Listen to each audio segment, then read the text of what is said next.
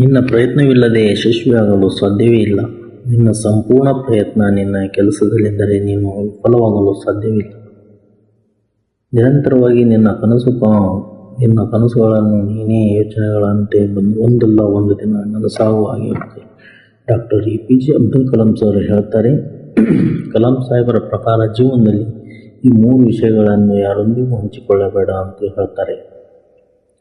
ಮೊದಲನೇದಾಗಿ, ನಿನ್ನ ನೋವು ಜೀವನದಲ್ಲಿ ಪ್ರತಿಯೊಬ್ಬರಿಗೂ ತಮ್ಮದೇ ಆದ ಸಮಸ್ಯೆಗಳಿಗೆ, ನೋವುಗಳಿಗೆ, ಸಂಕಷ್ಟಗಳಿಗೆ. ಆದರೆ ಅದನ್ನೆಲ್ಲ ದಾಟಿ ಮುನ್ನುಗ್ಗಿದರೆ ಮಾತ್ರ ನಿನ್ನ ಜೀವನದಲ್ಲಿ ಯಶಸ್ವಿಯಾಗಲು ಸಾಧ್ಯ.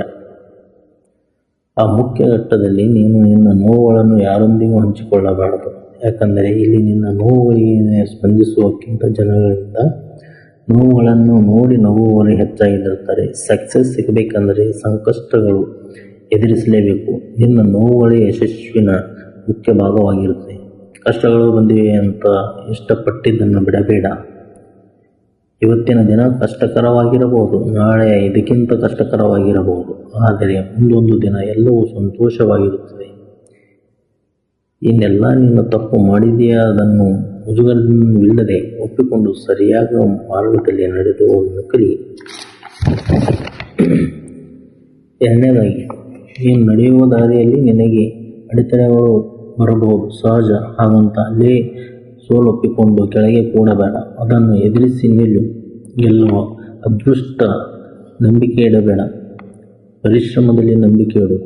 ಆ ಹಾದಿಯಲ್ಲಿ ಗೆಲ್ಲೇ ಗೆಲ್ಲುತ್ತೇನೆ ಅನ್ನೋ ಪಕ್ಕಾ ಭರವಸೆ ಇಡು. ಆದರೆ ನಿನ್ನ ಗುರಿ ಮುಟ್ಟುವ ಹಾದಿಯಲ್ಲಿ ಯಾರೊಂದಿಗೂ ನಿನ್ನ ಗುರಿಯ ಬಗ್ಗೆ, ಕನಸಿನ ಬಗ್ಗೆ ತುಟಿ ಬಿಚ್ಚಿ ಮಾತನಾಡಬೇಡ.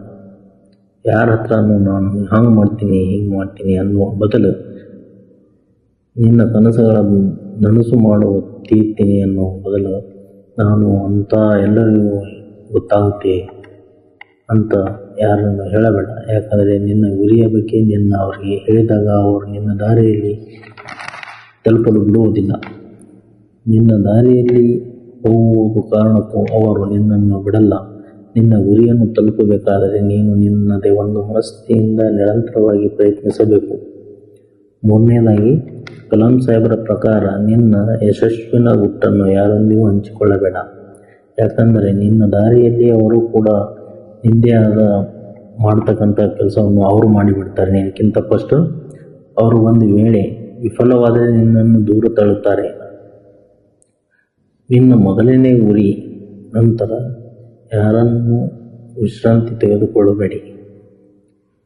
ಯಾಕಂದರೆ ಗೊತ್ತಾದರೆ ಎರಡನೇ ಪ್ರಯತ್ನದಲ್ಲಿ ಒಂದು ವೇಳೆ ನಿನ್ನ ಸೋತು ಹೋದರೆ ನಿನ್ನ ಮೊದಲನೇದು ಅದೃಷ್ಟವಾಗಿತ್ತು ಎಂದು ಹೇಳಿಸ್ತಾರೆ. ಬಹಳ ಜನ ನಿನ್ನನ್ನು ಕಾಯ್ದಿರುತ್ತಾರೆ. ಈ ವಿಷಯಗಳನ್ನು ನಿನ್ನ ಜೀವನದಲ್ಲಿ ಯಾರೊಂದಿಗೂ ಹಂಚಿಕೊಳ್ಳದೆ ಇದ್ದರೆ ನಿನ್ನ ಜೀವನದಲ್ಲಿ ಯಶಸ್ವಿನ ಉತ್ತಮ ಆಟದಲ್ಲಿ ಗೆಲ್ಲುವುದು ಪಕ್ಕ. ಡಾಕ್ಟರ್ APJ ಕಲಾಂ ಸಾಹೇಬರು ಹೇಳ್ತಾರೆ, ಯಾವಾಗ ನಿನ್ನ ಸಹಿ ಆಟೋಗ್ರಾಫ್ ಆಗಿ ಬದಲಾಗುತ್ತದೆ ಆಗ ನೀನು ಸಕ್ಸಸ್ಫುಲ್ ವ್ಯಕ್ತಿಯಾಗಿ ಇದ್ದಂತೆ.